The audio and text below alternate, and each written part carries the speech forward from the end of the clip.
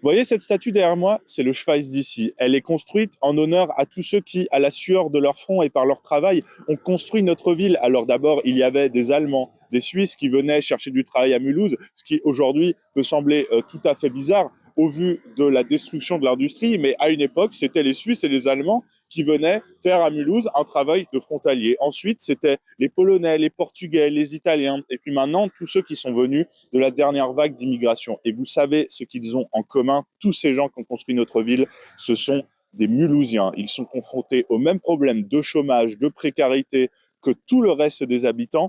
Ils travaillent, ils payent leurs impôts, ils font vivre les petits commerces. Et pourtant, beaucoup de ces Mulhousiens-là n'ont pas voix au chapitre. Il y a sur une population de 100 000 habitants, plus de 100 000 habitants, à peine moins de 50 000 personnes qui sont inscrites sur les listes électorales pour la mairie. Il faut que cela change. Ils ont le droit de s'exprimer. Alors, pour les votations citoyennes, pour les référendums d'initiative citoyenne et toutes les autres formes d'expression démocratique que créera la ville, nous créerons une carte de résidence dont sera titulaire tout Mulhousien résidant dans la ville depuis plus d'un an et ayant 16 ans ou plus, qui leur ouvrira les droits démocratiques. Alors, si vous voulez une vraie démocratie municipale, votez en mars pour une Mulhouse populaire et antiraciste.